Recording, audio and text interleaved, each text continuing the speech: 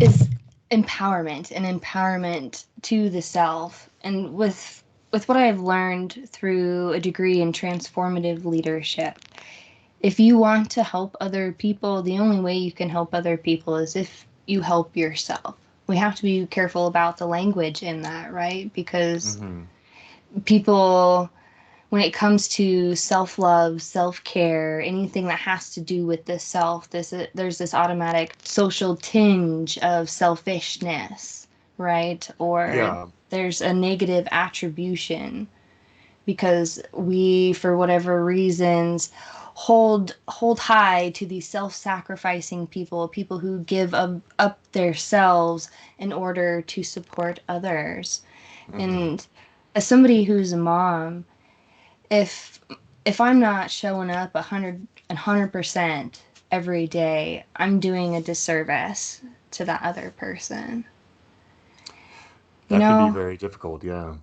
And if we're draining ourselves and we're spreading ourselves out too thin, or we're not energetically in alignment with ourselves and in a state of peace and calm, right? Like it makes it incredibly difficult to be present and to be authentic and to be able to show up 100% to help anybody.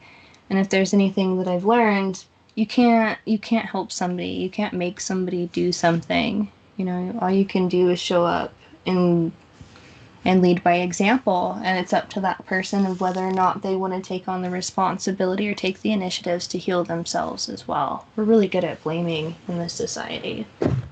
That's very true. I mean, I think that we we have a there's a bit of a difficulty in recognizing the difference between what's selfish and the difference between what's self-aware. Yeah. We have to always act with self-awareness in order to properly act.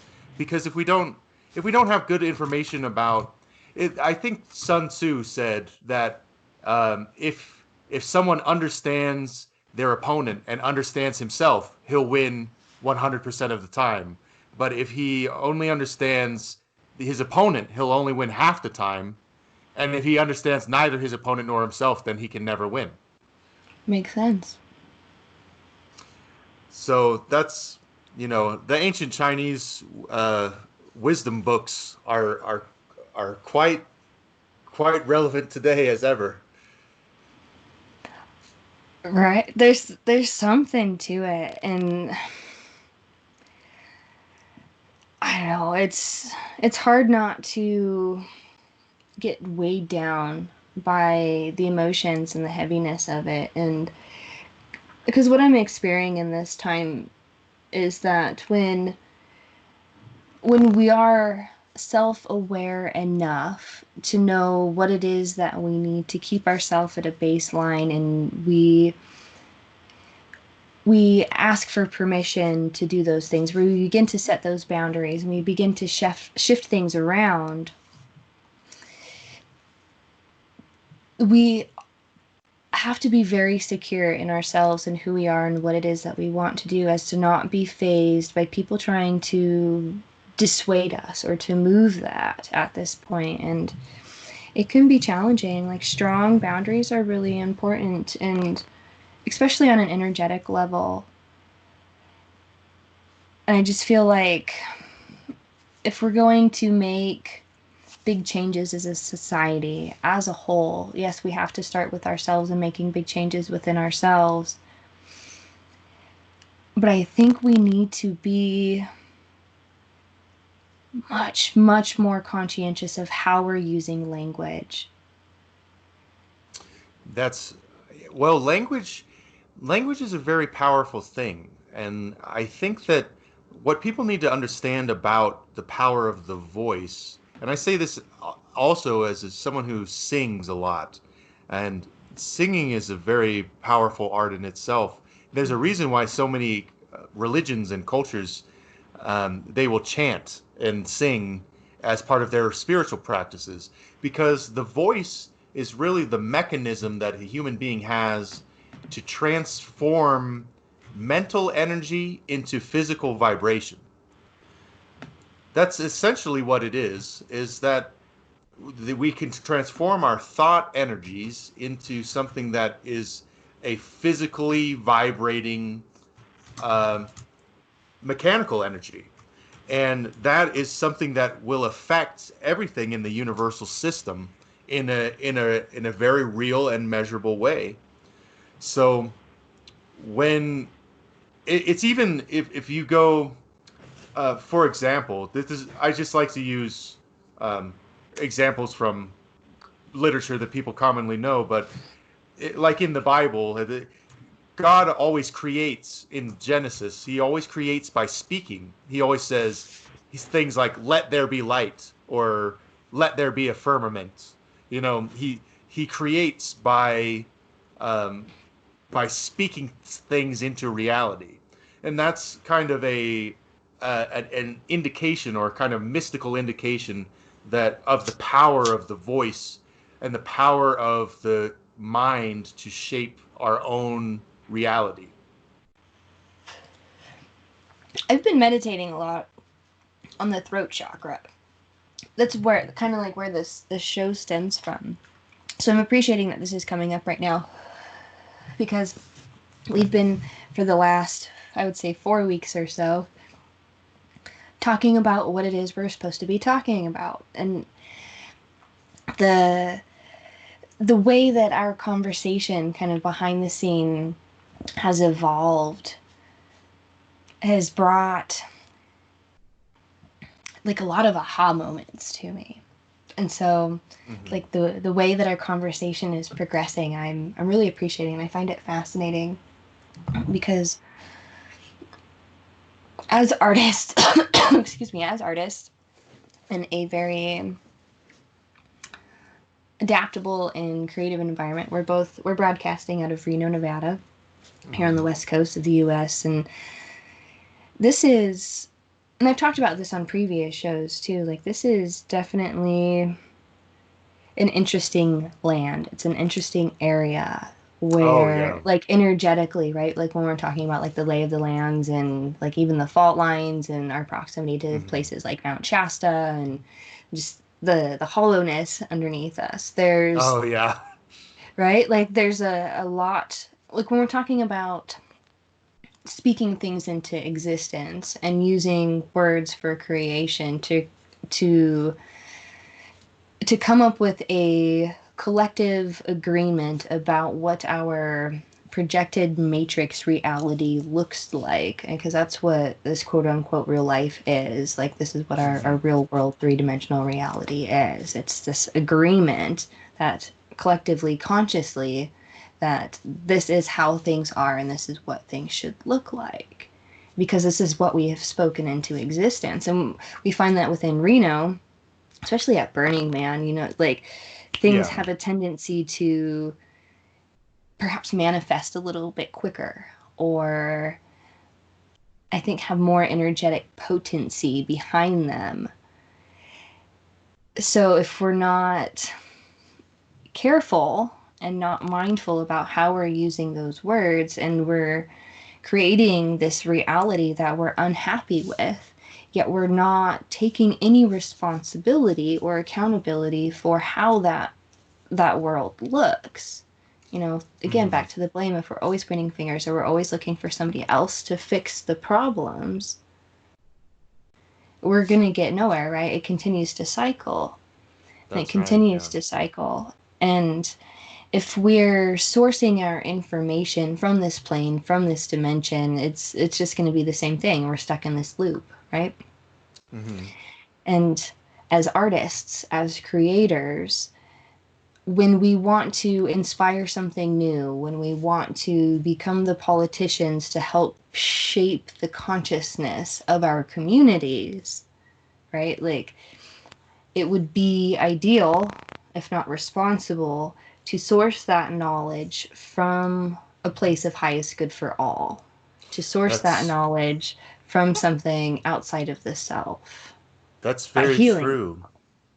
It's very well, and it's very important to understand, especially with regard to politics, how language is used to control the people, or to control the minds of it's used to shape reality in very real ways. I was referencing a lot of metaphysical things earlier, but the way that we shape arguments actually has a very real effect on how people are able to receive and understand those arguments. So one classic example, for example, would be in, for example, the abortion debate. No one wants to no one wants to say that they're anti something. So there's pro-choice and pro-life on both sides. They both want to say that they're pro something good rather Right. than being anti. No one wants to say that they're anti-life. That would be just that would immediately put them at a disadvantage in the argument, because they're Anti-choice even. and then anti-choice would be just as bad. And anti-choice or anti-life, they're both, the alternatives are terrible. But by calling themselves one thing, they're essentially calling people that disagree with them the opposite. And in in that kind of semantic shaping of the argument, I don't really want to get into the topic of that particular issue very much. I was just using that issue as an example of Hmm. of how powerfully political language is used to shape people's ability to argue about things. So when you're talking about, like, um, you have to try to elevate the consciousness of your language to be coming from a place where it's aiming at the highest good for people. Like you were saying, that that idea means that there's some kinds of language that can just be very damaging to engage in. Um, and and it can be very difficult to notice those things until the damage has already had a long time to be done. It's We very notice. subtle. It's that subtle body. Well, I think there's this overemphasis on our society these days that we have to connect at the heart, Mhm. or of love, or, and in one sense, yes, you want to connect there, but the heart is emotion. Then we're talking about love, and then love and hate and drama, and like people do stupid things for love, you know? Like Yes. when Yeah. the intensity of those emotions can trigger memories, can bring up all sorts of things into the mix that just, the heart chakra is one chakra away from the ego, from the Hmm. solar plexus. It's after we know and learn ourselves, if we're ascending, if we're going, oh, so here, I wonder how you feel about this one, because this one kind of popped up, and as far as like ideas, and I'm kind of combining a lot, so if it gets kind of muddy here for a second, bear with me. Okay. But so if in our language, when it comes to the energetic body and the self and healing the self, there's a lot of emphasis on, or even in like growth or consciousness awareness or the cycles of consciousness, right? We start at the root, we start at the base, and that's Hmm. something very material. And then we ascend into, like, right, so the physical, and then we ascend into our second, which is creativity and self expression and sexuality, right? This like Hmm. procreative space. And then once we know, like, once there's the thing, and once the thing can procreate, then we move up into the third. Then it identifies itself. It recognizes, oh, hey, look, I exist. There's like a sense of consciousness that perhaps comes in, or sense of self awareness. And then in learning about the self, right, then we start to understand that when somebody does something to us, ouch, that hurts. We build empathy. We connect at the heart, Hmm. and then we start to have these emotional experiences, and then love begins to dictate our connection to ourself, and then it begins to dictate how we connect to other people, and then how we're connecting again to the earth.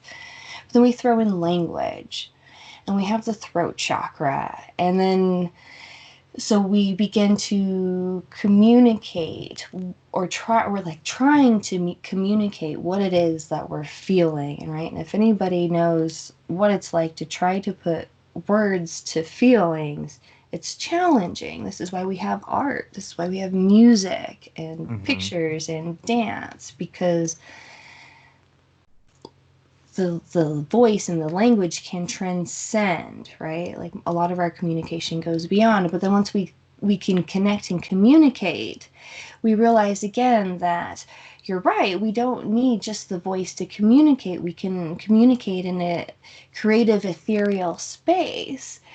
So there's a sense of telepathy that happens, of intuitiveness, right? We Mm-hmm. can begin to see beyond. And then we get to the crown chakra, right? And then we find the divinity, and we find God, we find the source consciousness, we find that we are all one, and we have this wow awakening. Like, that's a long path, that's a long journey. Why are we not creating a world where we're directing the energy otherwise? Why are we trying to come at this like we're sapient beings trying to become gods? Watch our transformation as we struggle to like define what God means or what the God is within. Mm-hmm. But if the energy is sourced from the other direction, if we come from a place where we recognize that we're all love and light, and we're all in this space of energetic oneness, and that there are dimensions beyond us, that there are gods beyond us, that there are like understandings and levels and things like far outside our consciousness that we can even comprehend, right? If we bring that energy into an intuitive space, and as energetic beings, we can get into an agreement intuitively, and we can figure out how to communicate that from a verbal standpoint, right? Then we Mm-hmm. create the spell, which can then empathize with everybody else, and then we all get into alignment, right? That the words that we're creating are all energetically feeling pretty good, and then, like nobody's feeling hurt or left out. And then we can come into the sense of self identification as a group, as a collective, because we're identifying that we are sourced from something beyond. And then we create and we connect at that level. If, Mm. I think I we're think that starting to get there.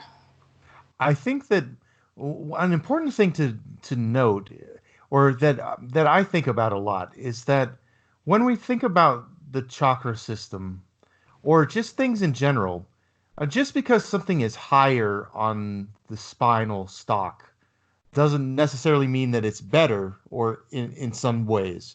You know, there's an energy that is rising, and that energy is the rising energy that we could say is the aspiration, like you were saying, the aspiration to like godhood, the aspiration to be like the most you can be. But at the same time, there's a descending energy, and that energy is like the energy that wants us to manifest ourselves as completely human, or as being entire, as being as human as we can be, you know, Yeah. as understanding what humanity means. And I think that in that context, I almost think of it, if you think about like the symbol of the Star of David, which is basically an upward facing triangle and a downward facing triangle, it was called the Merkaba, meaning the chariot that carries the soul to the heavens. It's it's a symbol of the Hermetic principle, as above, so below. And in that context, I think that there's a certain polarity of forces, or there's a duality of forces, where there's for every action there's an equal and opposite reaction, or there's a counter force to every force. And when we look at our body system, I almost feel as though the ancient peoples were telling us something very important. For example, when the Egyptians said that the in the afterlife, the human being would have their heart weighed against a feather to decide whether or not they were worthy of entering into the afterlife. if their heart was lighter than a feather, then they could enter, and if their heart was heavier than a feather, they would be devoured by the great serpent. But the importance of that is of the heart as that middle point, the balancing point. I think that there's basically three brains or three nervous centers. Um, and we always think of the brain as being like the highest thing, like the best thing about a human, or the most important thing is the brain. But we think with more than just our brain. We think kind of with the brain and with the heart and with what we could say is the gut, or you could say it's the gut or the genital chakra complex. Like there's a kind of gut thinking, and there's a kind of heart thinking, and there's a kind of head thinking, and those three nervous centers or three mental centers balance one another, and the heart is the one in the middle. And so I almost think that that sometimes we make a bit of an error in thinking that we always need to raise everything up as far as it will go, uh, and that rather than that, I think that, for example, what Buddha was saying about the middle path, or a path that is in harmony or in balance with all the aspects of ourselves, is a very valuable path for us to think about in our lives. You know, it's best to not be too caught up in the mental complex in the of the brain, because then we can be almost um, too too cerebral, and we forget about like the common man, for example. We can be up in our ivory tower, and then at the same time, it's bad for us to focus too much on our sexual or material needs, our pure desires of individual people, or individual material things. That is kind of of the gut complex, and so the heart is kind of a nice mediating point for us to say, we can emotionally evaluate or spiritually evaluate the value of both the cerebral position and the uh, the physical needs and desires of the the body.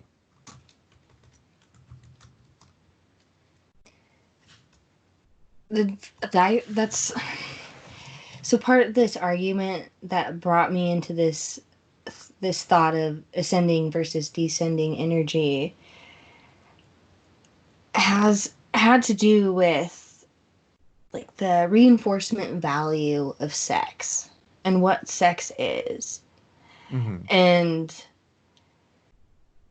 I think, like, if we're talking about language, it's like snow, right? We need more, another word, I think, to describe that sense of creation, or we need another understanding of what sexuality is, because sex isn't often intercourse, right? Sex often isn't so, it's so much, right? There's so much There's so much mixed more to it in. that There's just so much more to it. This is why people lose relationships over emotional affairs, right? Like, yeah. oh, we never had sex or whatever. But it's like you might as well have, in a sense, because Mm-hmm. it's the emotional connection. It's that sort of a bond, and there's an authenticity there. It's showing up in truth. It's showing up as light, and if you're showing up as truth and light, and there wouldn't be miscommunication like that, or a misunderstanding of what love is or what sex is. You know? Yeah, there's definitely I there. That's almost exactly what I was talking about. And sex is a great topic to choose because it's like we can view sex almost in an aspect of any of the individual seven chakras. You can it has effects throughout that entire system. And so like the you could there are types of sex that are as cerebral or based in the crown or in the third eye, um, or in the throat chakra, creative ways, as much as there are ones that are based in the primal desires or the material desires, uh, or the emotional desires of the heart. All of those things have legitimate places within that. All of the spectrum, you could say that spectrum of those seven colors, that rainbow of things, all of those feelings and types of things are legitimate aspects of sexuality. And if we ignore any one of them or bias ourselves toward one end of the spectrum or the other, then we can lose a great deal of our sensitivity or ability to relate to other people and be available to them, or um, able to meet their needs.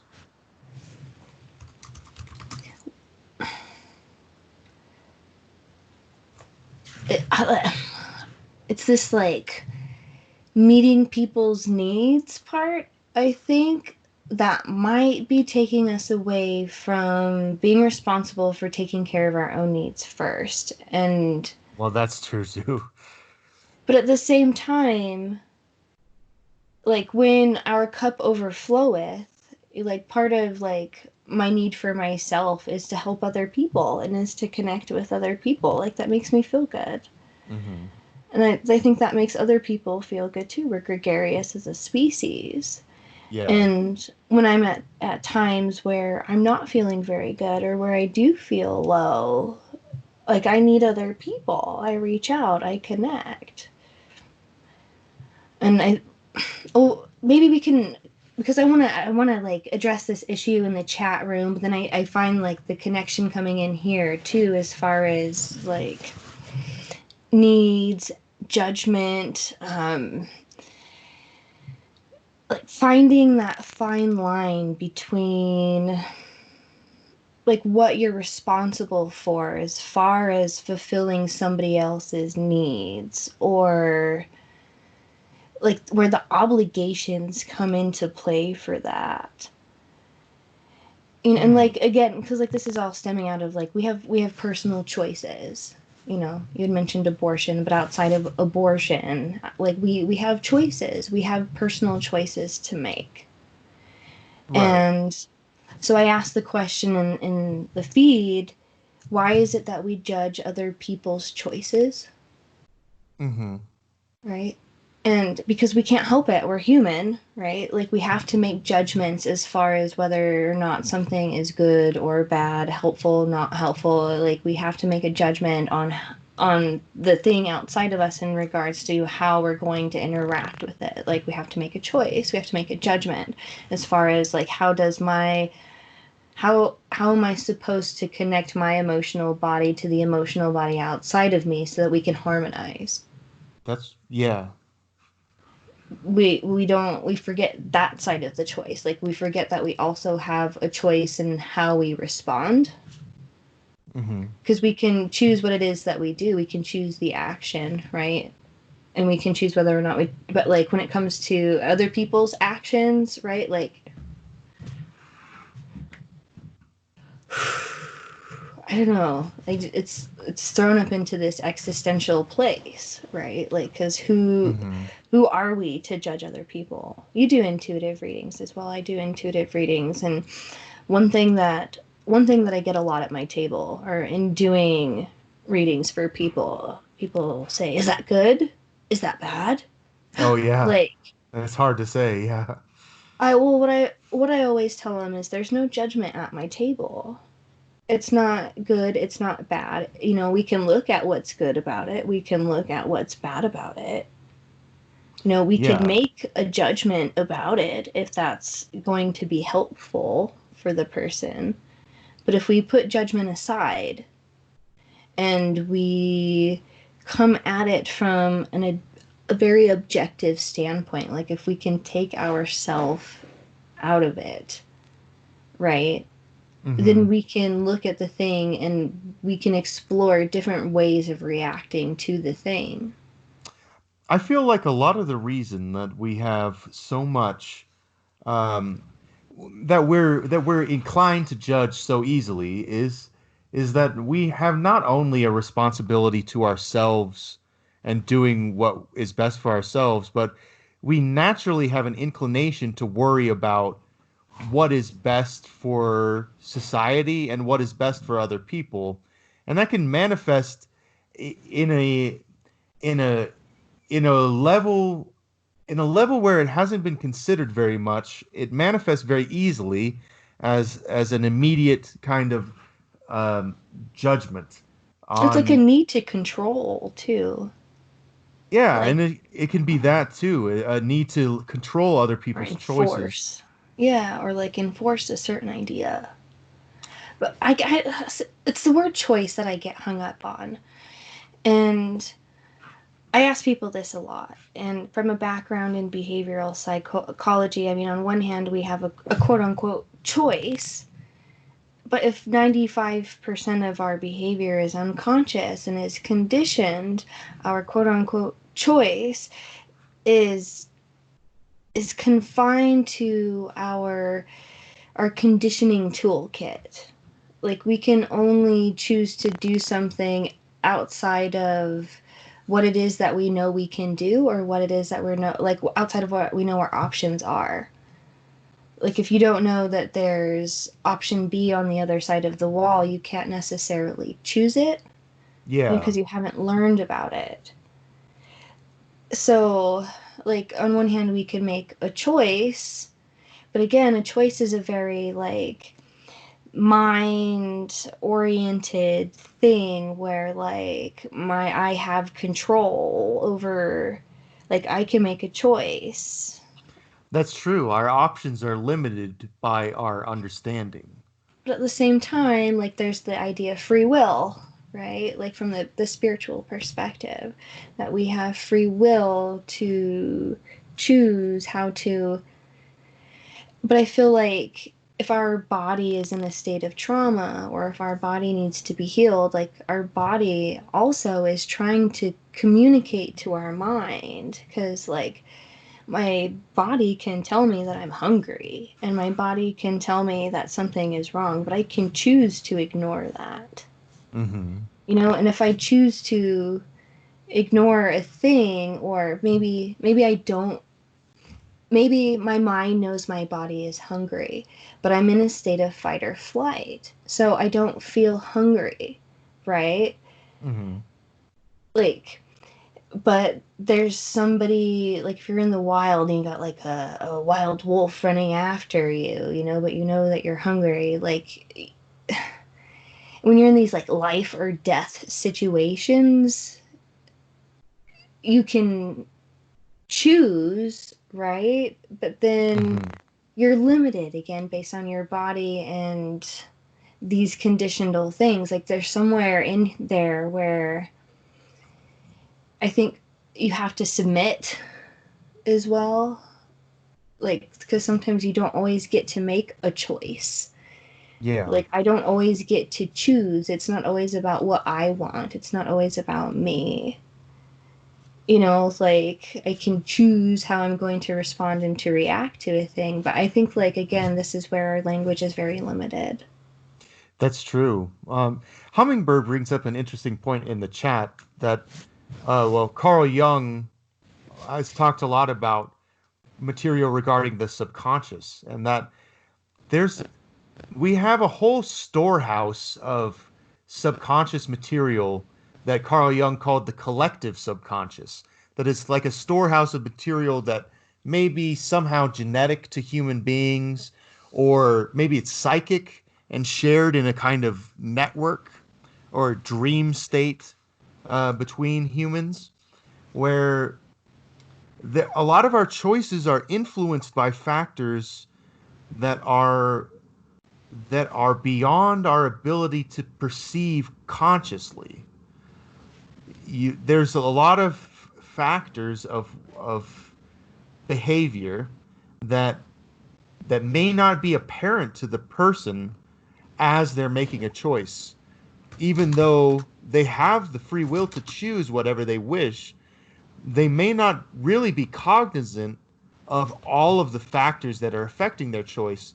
There's subconscious tides or influences, kind of like currents that are running underneath the surface that can influence them to certain certain choices that they might not have thought of uh, had they just been restricted to their conscious thinking. It's tricky. It's tricky, and well, I'll just say it because I'm partway through typing it. Because I've got like two different streams of things going on. So there's like, okay, so to speak to the Carl Jung part and the collective conscious, this is what fascinates me about channeling, or the creative process into channeling, where people go into a meditative space and they go into that collective conscious space and they channel in innovative or new ideas, right? Mm-hmm. The things we've never seen before. All ideas exist, right? And then we start to get into the ideas of morphic resonance, somewhere in between there, where people have the same ideas at the same time on other sides of the world without ever having to communicate. But then there's this other side where Dune makes this comment here in the chat room where he says, you can choose to breathe.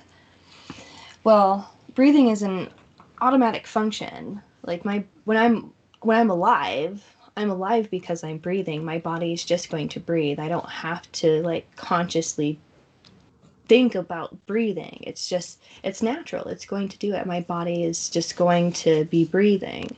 Mm-hmm. What we need to learn is to be conscious of that breath. Yes. And when we are conscious of our breath, then we can choose how we're breathing, or then we can make choices to help us get into control of that breathing, or to bring that breathing into center. And the breath is super powerful into that. And I like learning how to use the breath to get to control your own body to reach other states of consciousness. That's tricky. That's hard. That takes time. That takes teachers. That takes a body of knowledge and predecessors to carry that information forward.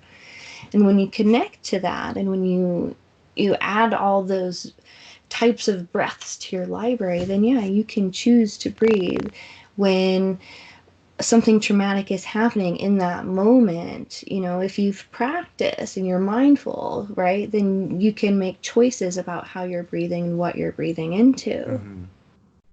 But again, I mean, it's tough. When you choose to breathe at some point or another, if you allow the breath to take over, the body takes over and it goes into a healing process for itself.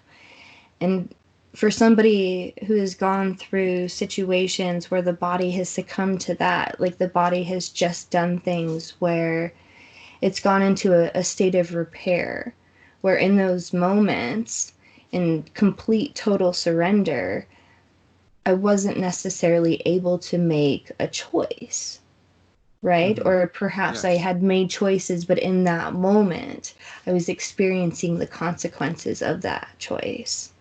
Mm-hmm. You know, because I think when we say like you can make the choice, you can do the thing, I'm like,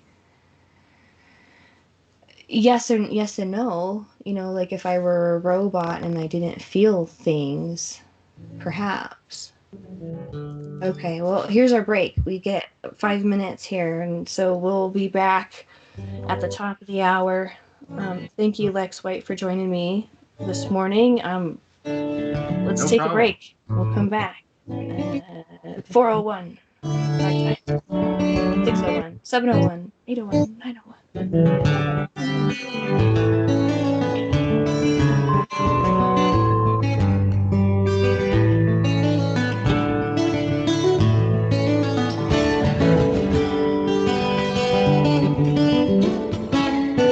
You're listening to Revolution Radio at freedomslips.com, and we'll be right back after this message.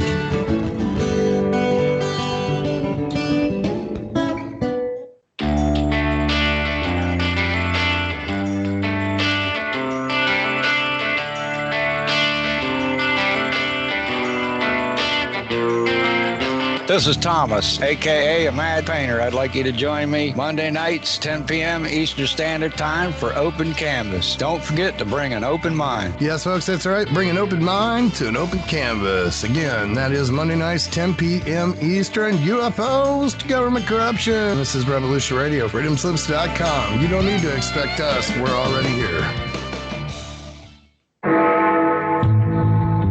Galactic Interstellar Council on Revolution Radio Studio A, Fridays at 2 p.m. Eastern. Join us as we traverse the starseed paradigm, as expressed in the time-space continuum that we know as the divine expression of love and light. Integrating this conscious unity into the galactic paradigm. So welcome all, both terrestrial beings and galactic beings as one. So be it. You're listening to Revolution Radio.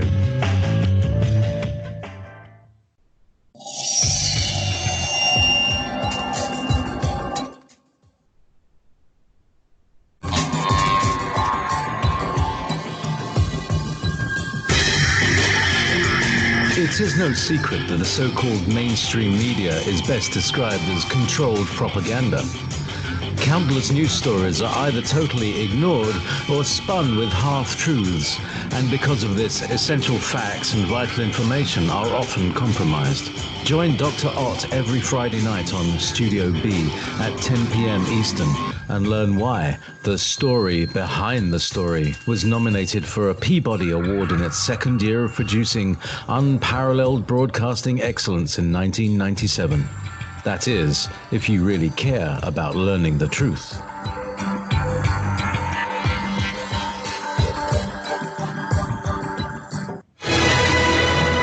I want to thank everybody for listening to Revolution Radio at freedomslips.com, the one place where information never sleeps.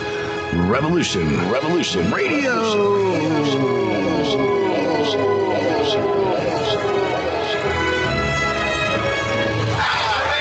Show them what we got.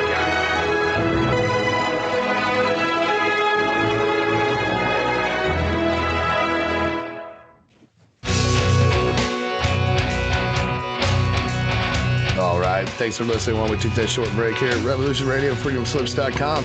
And now we're going to get back to your host.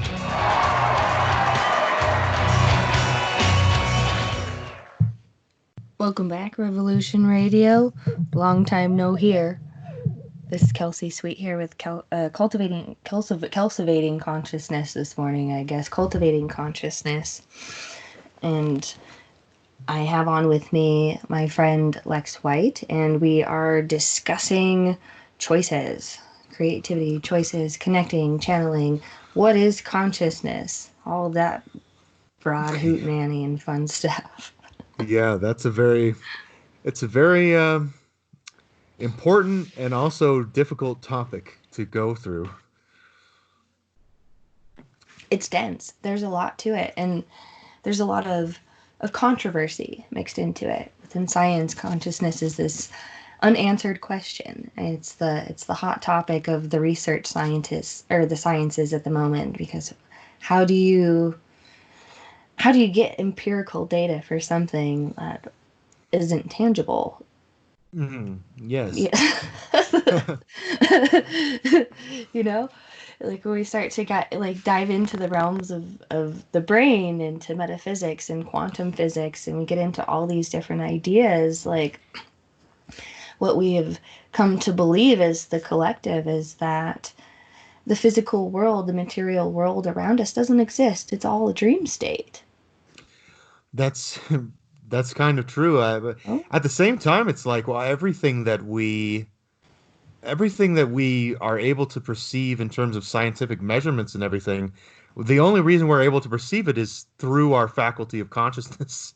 So that's the other difficulty, is it's the doorway through that we're looking through all the time, essentially.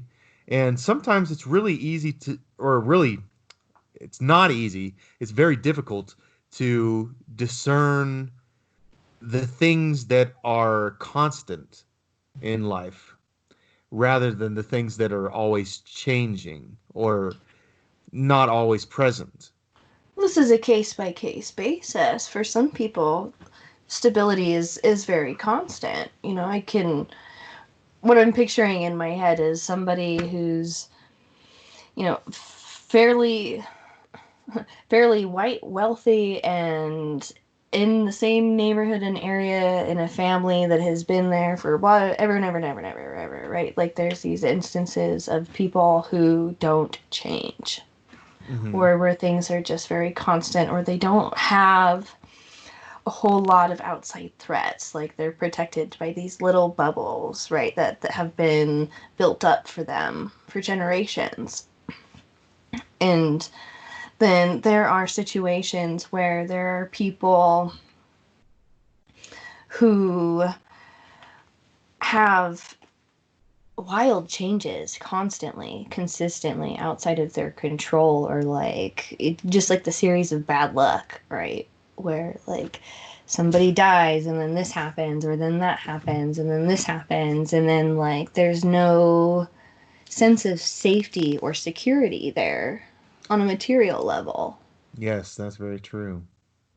So it's a very case by case basis. Like how stable is the foundation of your root? You know, the first 7 years of our life are incredibly important when it comes to development. You Hmm. know, and the more consistent and the more love and support and nurturing there is within those first 7 years, the better off the human is throughout the essence of its life, you know. But if in, especially within that first 7 years, if there's no stability and there's abuse, you know, and there's like death of the parents and an infant going in and out of like state programs, you know, like you're you're not talking about, we're not playing the same ball game there, you know. Yeah, the The severe disadvantages. the circumstances are incredibly different. Well, at the same time, you don't necessarily want to call them disadvantages, because that's a judgment too. Because like here's this analogy. I like this analogy. There's two neighbors, right? And on the edge of where their property meets, they both decide to plant flower gardens, and they plant similar flowers. And the neighbor on the left, he waters his flowers every day. He tends them, he cares for them, he picks out all of the weeds, he makes sure all the bugs stay out. Like it's immaculate. And the guy next door, like, he's not as careful, right? Hmm. He doesn't pick all the weeds all the time. Sometimes he forgets to water the plants, and sometimes he's dragging the hose across the yard and bumps them over. The dog will come along and chew it up and whatever. And then one day there's a storm, a huge storm, like a hurricane's coming through, right? And the hurricane comes through, the storm comes through the garden. And when the storm's over, the guy on the left who had, you know, carefully tended and perfected his garden was destroyed. His plants were all dead. And the guy on the right, right, like his plants were still alive. They may have been disheveled, things may have been whatever, but his plants were still alive. Hmm. So people who go through these really traumatic experiences from a young age, right, are some of the most resilient people.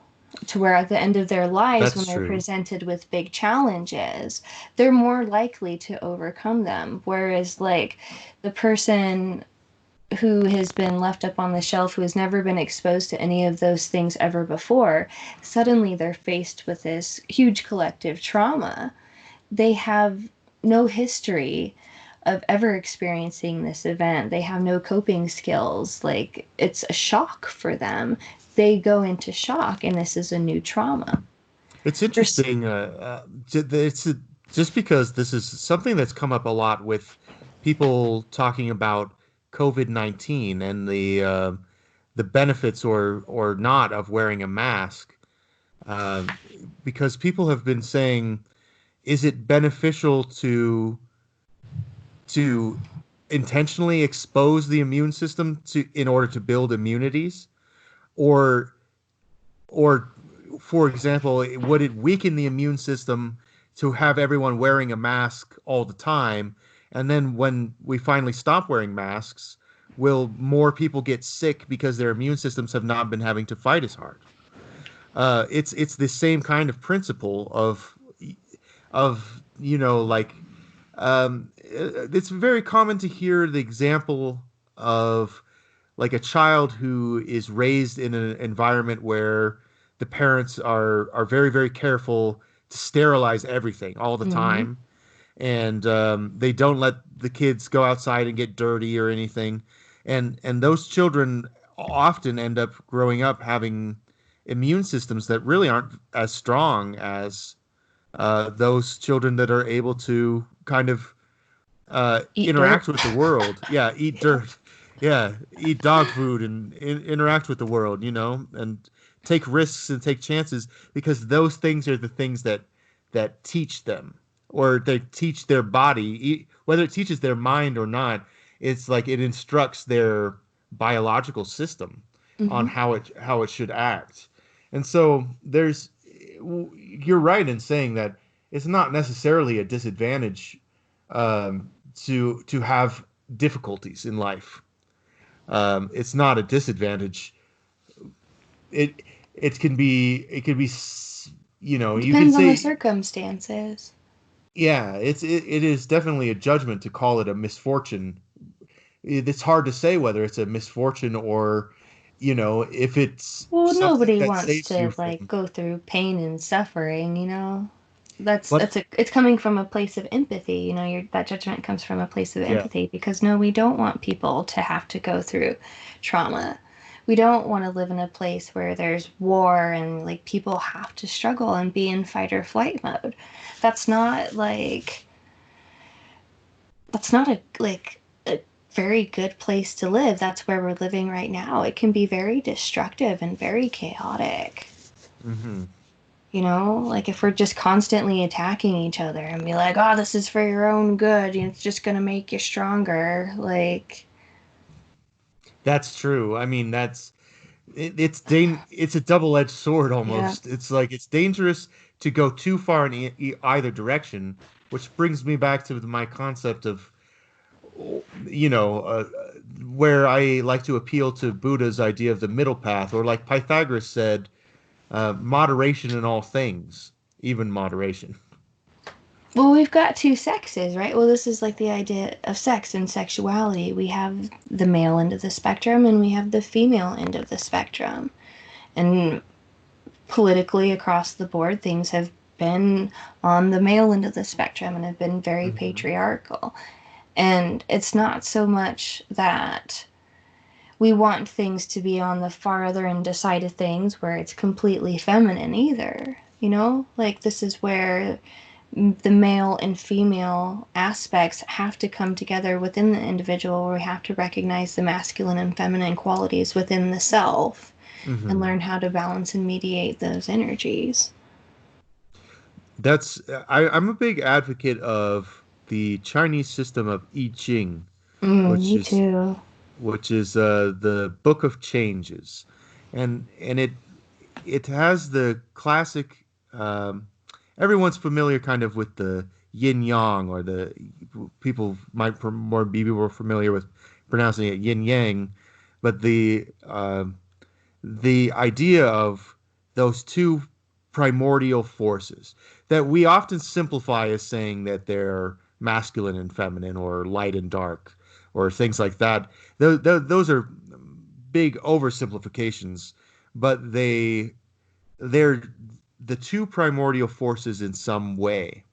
And just like we have the two poles in a magnet, but or we might have two poles in a scale of measurement. You need both aspects in order to be able to have a functioning system. And really what happens, and in fact the Greek philosopher Heraclitus was very adamant that he invented or he coined a term called enantiodromia, which is that a thing when pushed to its extreme will, enantiodromia means literally running to the opposite. It will run to its opposite thing. When a thing is pushed too far in one direction, it will swing back the other direction very hard. You could say it's much like the action of a pendulum. Yeah. Or a spring in a certain sense. And so the balancing of two forces if our aim is harmony or creating a world that is less violent, pushing to either extreme will cause more extreme reaction. And if we maintain a kind of harmony between extremes, then we'll have a more mild set of swings. In these swings, like I get this like picture in my head of like the spiral or like the double helix, right? And like the or like even the spiral that starts with the golden ratio, right? Where you start in the middle and it just forever spirals outward and it continues to get bigger and bigger and bigger and bigger and bigger. Yes, yeah. Right? Like it's like big footsteps, like left man, right woman, left man, right. Like, but it's climbing and it's ascending and it's almost like that shift or that's like that going from one end, like that's what creates movement. It creates and the momentum, forward motion. Yeah. and evolution and growth, right? Well, how can you have a wheel without a top and a bottom of the wheel? Right. You know, you have to have a loop that's closed. So it has to have both ends. And one of them has to be on top at all times and one of them has to be on the bottom at all times. But they're in a constant. That's the idea of revolution. And we were talking on Revolution Radio. Like Leon Trotsky was very big on the idea of perpetual revolution, that the thing that would bring us the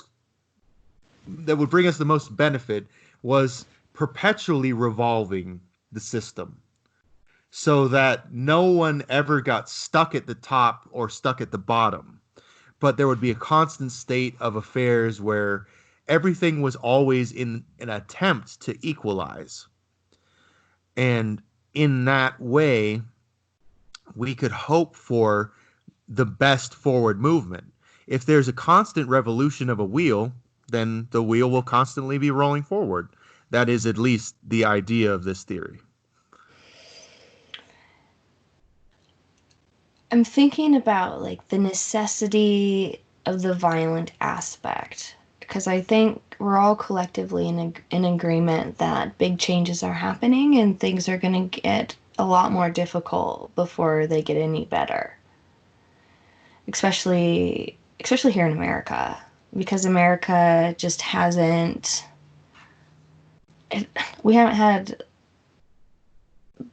I don't want to say it out loud. I don't want to make, I want to feed it. I want to feed the giant, but we haven't had that level. We haven't had that wake up call here in a while. And I feel like collectively we all know it's coming.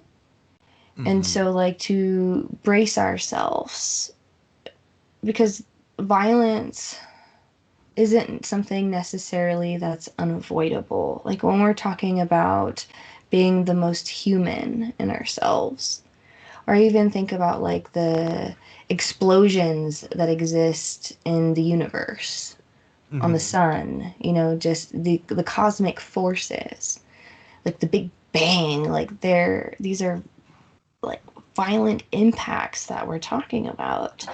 And we are at a collective agreement that violence is bad.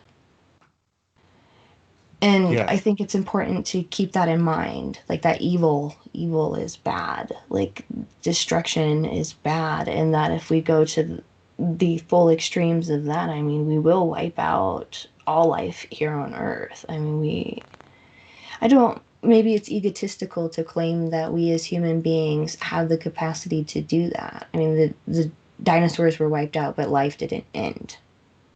That's right. You know, and like there's the idea that there's aliens out there, so life isn't going to end because this current collective species here on planet Earth or whatever is gonna whatever.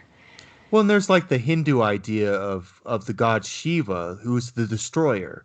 Hmm. And he's also the creator by the fact that he's the destroyer, because when something is destroyed, it just creates something new.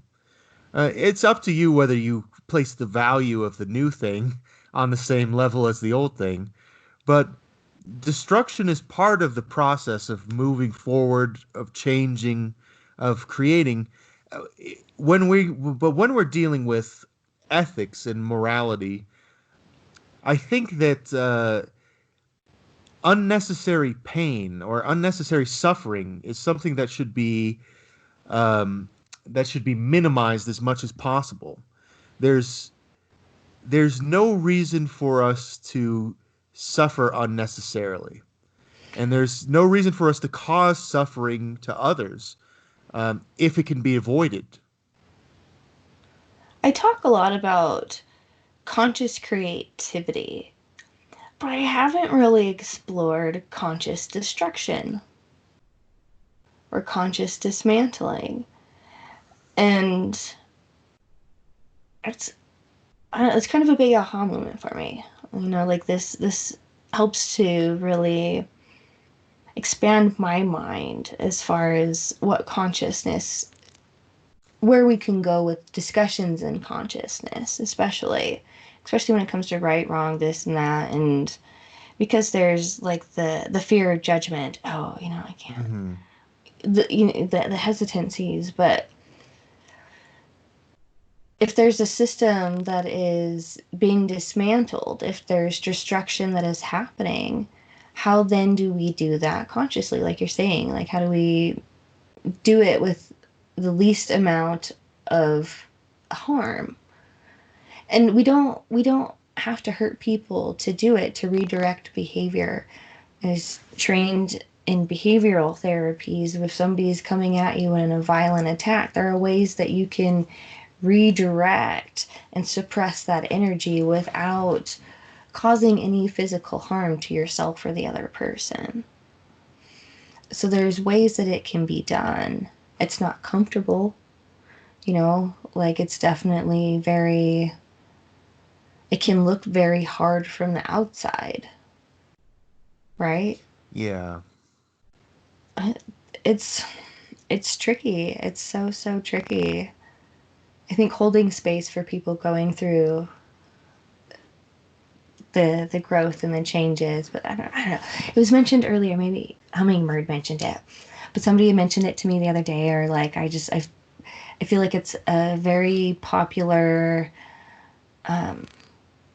thing to advise is if we're going to make a choice or if we're having difficulty in making a choice, right? Make a list of pros and cons. Yes. But if Yeah. we're coming in it like I have a hard time sitting down and making a list of pros and cons because at my table there's no judgment. Hmm. So it's difficult to discern, right? Like whether or not something could be good or bad, because I can see so many different sides of very different angles. And I think collectively, where we need to get very clear, and individually, this is like my micro to the macro, is we need to know where we're going. Like, people are so afraid of the system coming apart, and they're trying really hard to hold on to ideas and attachments, right? That they'll fight to preserve it. Yeah. But knowing that destruction is imminent and that something will come from it, how do we collectively then begin to plan? Like, how do we plan collective dismantle with a collective goal for what it is that we're trying to create? I almost feel like there's, especially when we're talking about this, there's this cycle of creation and destruction, and that's natural with the process of change.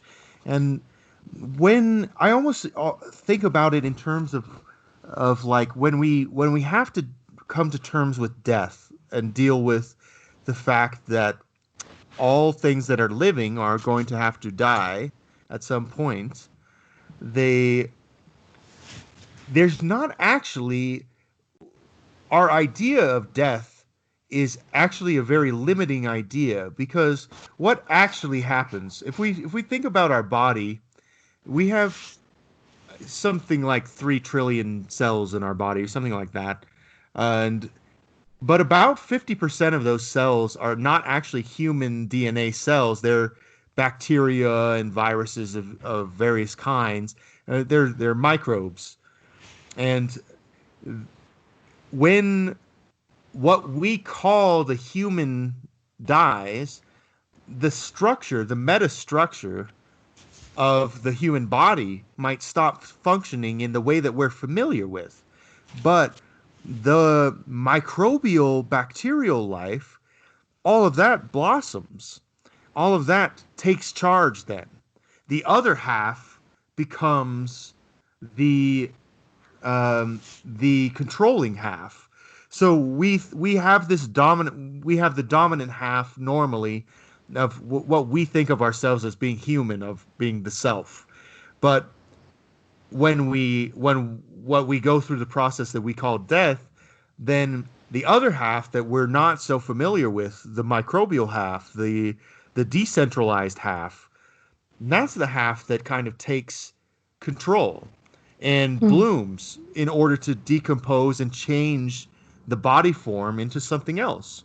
And when we're thinking about the processes of creation and destruction in life, it's valuable for us to think that it's not that our way of thinking whether destruction or creation is good or bad has a lot to do with our value system of whether a current state is desirable or not. So we think, we think that being alive is good because we happen to be alive right now. So we happen to believe that this is the most desirable state for us. But that may not actually be true. When our human body stops to function, we don't actually know what's going to happen to our soul or our spirit or our mind, and it could have a very different reality than we think of. So what we project a judgment on as being bad, this whole idea of that you were saying, like there's no judgment at your table, we should be able to take this multi-varied way of looking at the world, of saying, what, and even like when we're looking at our society, we're talking about all these bad things that are happening, like, oh, like maybe our old way of living is dying, but that doesn't necessarily mean something bad. Maybe it means that something new will be born, and maybe that thing will be more desirable. We really don't know. It's just that we generally prefer the known to the unknown because we're familiar with it. Have you seen the animated movie Coco? Oh no, I have not. It's slightly newer. I think it's Pixar. But it's about Dia de los Muertos. Oh, okay. It's brilliant. You'll love it. The animation in it too is just bright and it's vibrant. But what I like about this is that it's talking about preserving the essence of the spirit. And so in this movie, you have you have the little boy, and he lives within his family. It's Mexico, so it's common within the culture for there to be multiple generations. And he gets to live with his great grandmama, right? And his great grandma Coco. And Coco, she's near the end of her life, and she's like got dementia. She doesn't remember much, and she's basically, she's just happy just sitting there, sort of a thing. And so Dia de los Muertos comes along, and the little boy, he loves music. And he wants to play music, but music has been banned in his family because there was like his grandpa who played music, and there was like it created the drama within the family. So and then the grandpa was killed, and so Oh yeah. grandma outlawed music, no music in the family, and so. But the little boy is like, I have to play music. Like, it's me. Like, I feel so called and compelled to it. And so during the celebration, he runs away from home and he goes to what he believes is his grandfather's tomb or whatever. And he takes the guitar, but when he takes the guitar, he's cursed, and so he gets sucked into the afterworld life. And in the afterlife, he meets this man who's trying to get across onto the other side so he can go and see his family and visit his family in the spirit form. But in order for a spirit to cross over to the other side during that day to reconnect with his family, the family has to put up their picture. They have to be remembered. If that spirit isn't remembered, then that spirit in the spirit world dies. And Mm. so there's this emphasis on remembering our family members, those who came before us, on carrying forward a person's energy beyond the death of their body, because it helps to honor their spirit. And we remember people, and we keep logs of histories, and we keep pictures of our families because it helps us to remember those spirits. We create art because it helps Yeah. us to remember the energy of Michelangelo. It helps to bring forward these energies and then these things that are good. It's a very ancient idea, in fact. I mean, it goes back to even, the earliest epic that we have, the Epic of Gilgamesh, is essentially the Sumerian epic is about a a quest for immortality, but the quest for immortality is more about the quest for building up the person's legend. It's a quest of building up their reputation, that their name will be spoken forever. That we still know the name Gilgamesh today. So in a way, the Epic of Gilgamesh was a success. The name of Gilgamesh is remembered. We know who Gilgamesh was in a certain, you know, at least some people do. But it's amazing to me to think that a lot of our culture as humans just naturally is based on this kind of thinking where a lot of societies are based around ancestor worship, and a lot of their concerns are based around the idea of legacy or of leaving something behind that will make a mark on the world or continue past death. So lots of people believe, for example, that it's a very terrible thing if they're not able to reproduce and their family is not able to reproduce.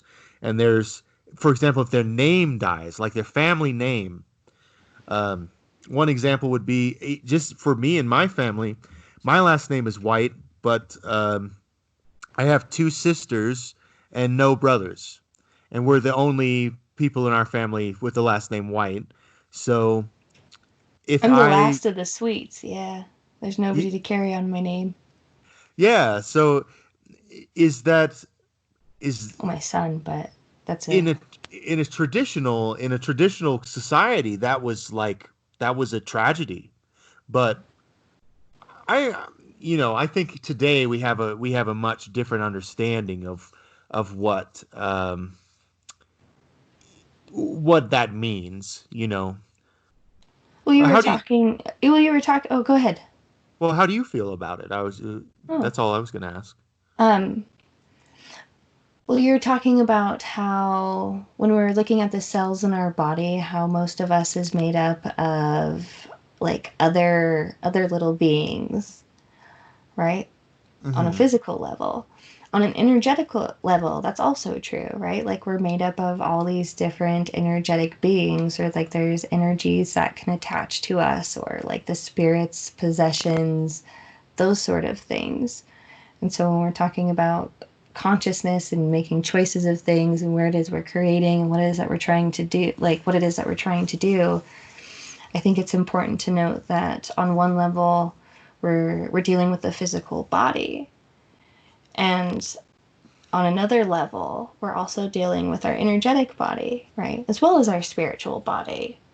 So there's so many different forces at play here. There's so many different things that are driving the function of our behaviors. I mean, whether we think we're conscious of it or not, like having the mirror just of somebody outside of us, to put something so simply to give us confidence, even to show us something good about ourselves, like that can be a big wake up call, right? Like how many people are so Hmm. hard on themselves, you A know, lot. a lot. Like when it comes to self love and self care, it's like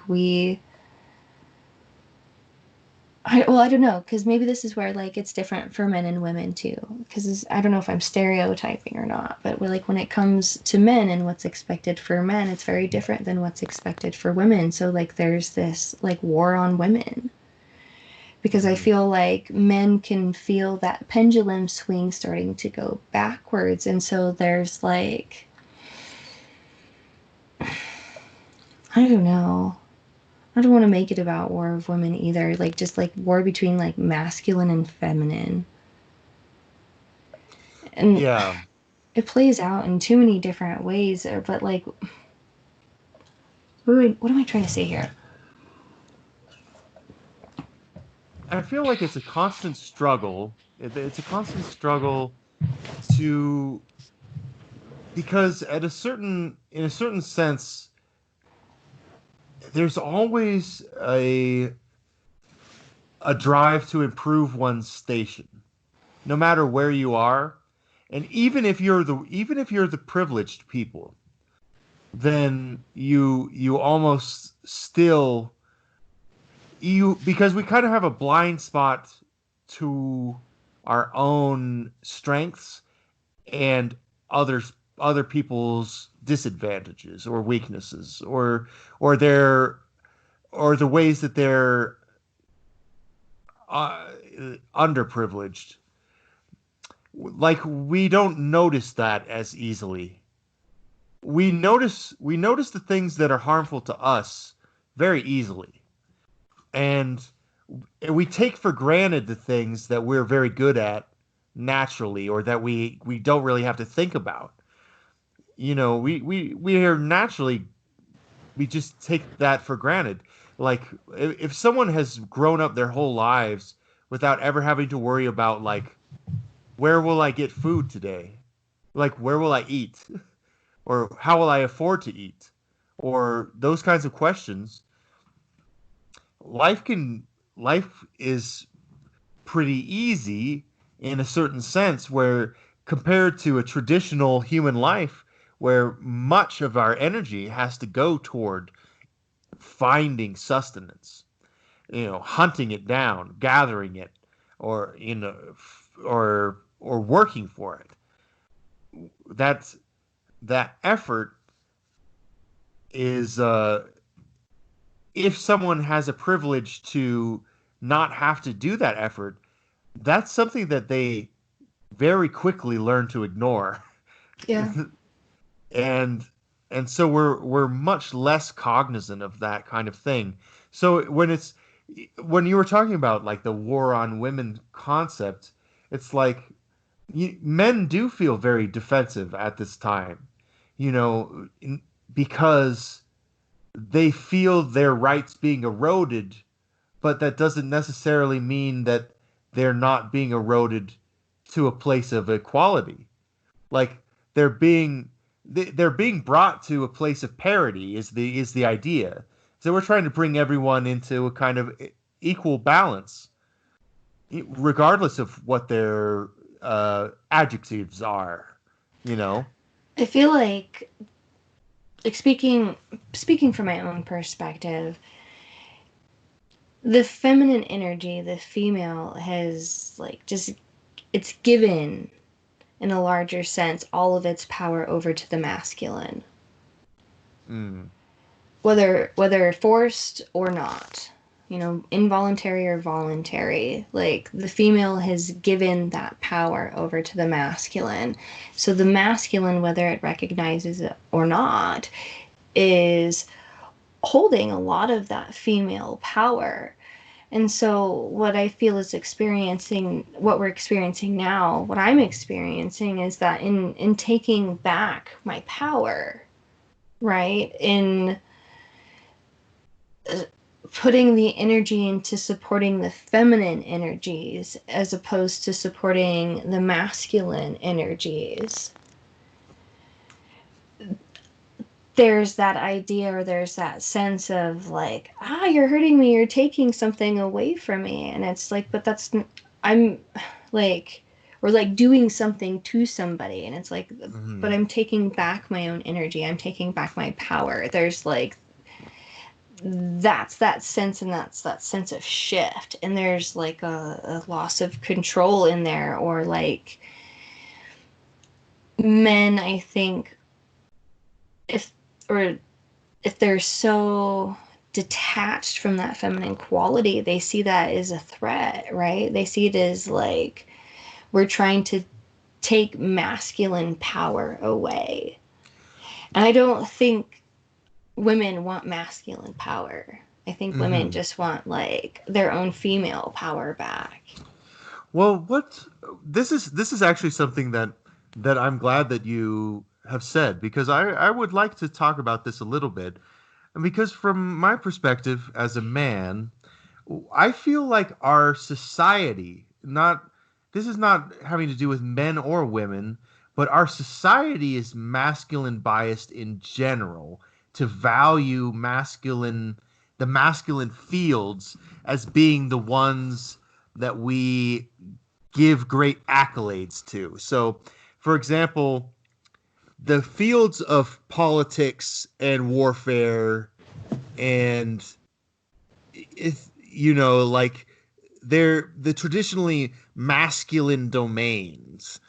They they are valued over much in our society, whereas the traditionally feminine domains of the social aspects of life, the spiritual aspects of life, the emotional aspects of life, I think that we undervalue a lot of those things, and we almost what from my perspective, what I worry about and what I see happening is that we almost are like putting a burden on women to become like men. We want them to succeed at all the things that men are good at and then still have all the duties that women have. But not be better at doing them than the men are. Yeah, but they still have to they still have to like do those things. Whereas in I a don't know, because traditional I that's I kind of feel you, but at the same time, like men gave women the right to vote and allowed women to work, but still wouldn't let women wear pants in the workplace. Mm-hmm. You know, so Yeah, there's that's all true. these just like very subtle, like oppressive things. Like, sure, we'll give you a little bit, but still, like, sure, you can work in our field, but you can make 70% of what we're making. Like, there's this idea that it's there, but it's like still giving crumbs, you know? Yeah, I definitely. Well, what that's what I think is so. That's what I think is so weird and unfair about it, though, is that like our society now expects women to work, but doesn't treat them well, and like, but it expects them to not only work, but now a woman has to not only be a mother and a caretaker of the home, and like she's still expected to be great at all of those things, and to be a Hmm. great cook, to be like, she's still expected to be those things, but she's also expected to be exemplary in the workplace, and to be a great um a debater of politics. Like she should know all of those things that traditionally men just had more time to dedicate to those. Fully You grounded know, and non emotional at all times. yeah, and all of those, it's just an unrealistic expectation. I just feel like it's that at some point, at some that I truly believe in egalitarianism, and I truly believe that I want to empower women as much as they want to be empowered. Like Yeah, I because women don't want to be like men, you know? yeah, Like, and women that's and want to I fully express women's stuff. and that's what I believe too, is that basically men and women are, we are different. We have different hormonal drives. We have different, psychological drives, and that's okay, and that's good. And we just have to we we we just have to be willing to give everyone equal opportunities, but Well, at the okay. same time be Well, willing to let here's them. the equal thing. Here's the equal thing. I'm just cutting you off because we only have a few more minutes left before it's the end of the Okay. show already. Otherwise, we're gonna talk all day. Yeah, we probably could, but You know, um, because I had one of my followers through social media post into something like, like, why do women need to know how to chop wood, sort of thing, like that's a man's job basically. And I'm thinking, like, if we go back in time, like, it's really important for men to know how to do feminine roles as important as it is for females to do masculine roles. Because if you're in a homestead environment where, like, you know, say I'm a woman, we have a bunch of kids, and the man dies or is like yeah. off to war. Well, shoot, if I don't know how to chop wood, we're gonna die, you know? Yeah, yeah. That's right. I mean, If I don't know that's how to carry my own water, we're gonna die. Or, like, say the man gets sick, or he loses his arm, or something, or for whatever reason he is unable to chop wood, that woman better damn well know how to chop wood. And the same thing, like, if the female, like, should anything happen to her, like, if in giving birth to the child, the woman dies, right? Mhm. Now the man is stuck with an infant. I feel like this that's He's one of the big reasons that in nature, females, for example, in like elephant herds, the females herd together and the males are more solitary. It's just a natural thing in life. Like, it's because women almost have so much more pressure put on them in the natural world. It's not like, it's not just society that does it. It's just like that. It's the nature. Well, when It's you're a mom and you're breastfeeding an infant, you're incredibly vulnerable. and you still have to feed yourself. You You know, know, and you you still have to feed yourself. Like, and if nobody is bringing food to you, if nobody's putting food in your mouth, if nobody is like taking that kid off of your boob so you can sleep, like yeah. you go a little like cuckoo, like, you know, like you reach your limits. The body takes over and is like, hey, I need to eat and sleep and take care of myself. You know, it goes into self-preservation mode. And Absolutely. if that Yeah. woman doesn't have enough to eat and she's not sleeping enough, and there's this baby that's like taking all of her nutrition away from her, you know, like I think this is where women, or like this is where what is it, postpartum depression stuff plays in, Hmm. you know, and where men, I don't think, have the capacity really to biologically, physically understand what a woman is going through at that point. I don't think that in a certain sense, it's not really possible. It's like the calling of motherhood is so much more demanding than than any of the natural calling of a man's life. Um, like the process of pregnancy and birth and raising a child Oh, is so even much just like more. having your period every month, like, Yeah, even that is is demanding. It's demanding on the female more so than the male is has these demands put on him, which is traditionally why the man used that freedom to work or do things like warfare, you know, like or politics. He had the time, the energy. He had the because women they just wouldn't want to have to deal with, like, it's like the last thing that you want to do when you've just been caring for your child all day. It's like the last thing that you want to do is like fight someone. Just go fight someone or go like argue about bullshit. That's the last thing you want to do. right. and and so that's why I feel like that's why it's ended up, or why it was traditionally a masculine enterprise. But the thing is that, you know, that's you're right. Well, I just was reading what you typed in chat, that you want men to not tell you that it's bad to be a woman. That's also what I want. I think everyone needs to appreciate how hard it is to do the feminine job, which is the most important job of our race, really.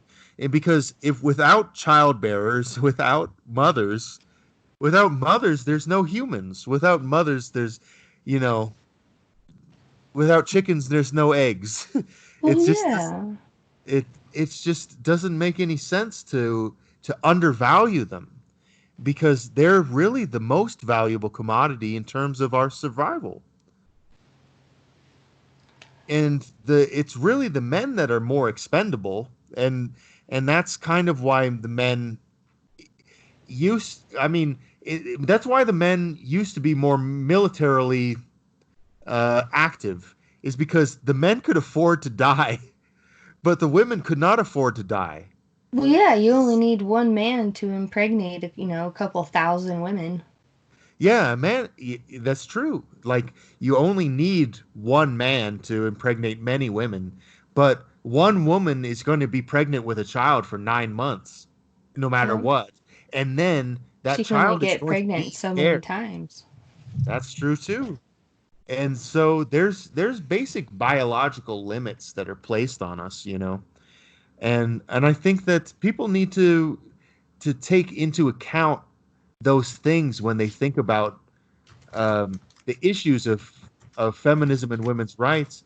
They really should take into account the difficulties that are involved, or the extra uh, biological or evolutionary imperatives that are placed on a woman it's there's a reason why there's an XY chromosome for men. It's missing a little leg right there, right? And then Right? XX, that's you have to deal with more. You have more. It's XX chromosome. There's an extra little thing you have to deal with. And I think that that's so telling of the entire nature of men and women. Yeah. It's tough. Like, we need each other. You know, we can't have one without the other. Yeah, and it's definitely yes, absolutely. We rely on each other. We do, and I believe that we both love each other. Men love women, women love men, women love women, men love men. Yeah. You know, if we take all the hate out of it, you know, and then throw in the mix in everybody else in between. You know, I don't want to come across derogatory in any sort of way, and I don't want to overemphasize or leave out trans communities or Yeah. um, Absolutely. any communities where sexuality is expressed in a non-binary way, Mm-hmm. because that's a whole nother level of discrimination and Yeah. realm of spiritual Yeah, depth information to or dive into. detail, yeah. And then Yeah, there's very so much to be said into there. that's one of the things I appreciate about I Ching that we were talking about earlier is just that there's so many combinations of masculine and feminine. Like basically the idea behind I Ching is that there's the yin and the yang energies, but there's so many ways to combine them. And everyone can be there's gradients of even though there's like the the basic format of masculine feminine, there's still many different gradients of how much, you know, what to what degree in between or what combination of those two forces that creates the entire. You can think of it as like being grayscale art, is that if with just black and white you can make anything almost, Yeah. any grayscale art. All right, we've got like 2 more minutes here. We got to start wrapping it up. And one of the subjects that was just brought up in the chat room that I wanted to bring up earlier too. Maybe we can carry this conversation forward another time, or I'll bring this up in future shows too. Is the topic of addiction and how addiction alters and plays into consciousness and this division or the faults in masculine and feminine roles. Yeah, Because yeah, like when there's always exceptions. There's exceptions to every rule when it comes to men and women, right? Like there's exceptions to the perfect world. But if we can strive for the perfect world and we can somehow collectively come together to at least continue to have these conversations and to do the work and to build and grow and to keep moving forward, I think that whatever is on the other side of all this chaos that we're experiencing right now, I hope will be beautiful beyond anything we can fathom at this point. Like, I hope the absolutely. acceleration for our growth in the next decade, it can be beyond anything that we've been able to imagine as a whole for what we're capable of doing emotionally. You know, I think with Futurama and things like that, we know where we can Mhm. go technology wise. As long as love is the primary thing in our hearts for one another and love for our communities, I think that we can always find ways to improve and find ways to increase our level of consciousness. And that's really the message that I want to impart on people today. And thank you We very got much to for wrap it having up. me. Sure. Where do we find you, Lex? LexWhite.net. LexWhite.net. Awesome. I put the links in the chat rooms. You might have to scroll back up to the top to go find them. I'm Kelsey Sweet. You can find me at kelseysweet.com. And this is hashtag cultivating consciousness. Find me out there in social media world. And I'm so happy and excited to reconnect with you guys this week. I've missed Revolution Radio. It's not the same when I'm not here, but at the same time, I want to make sure that when I show up here in this space, that I'm fully grounded and that I'm channeling and connecting to a space where I feel like I'm being of service. And if there's ever something going on in my life, like I put self-care first. Like if I gotta sleep, I sleep. This is early for me. But at the same time, thank you all very much for hanging in here and chatting with us and getting all this stuff going. And again, Lex White, thanks for showing up this morning. I'm so excited we had an opportunity to connect. Yeah.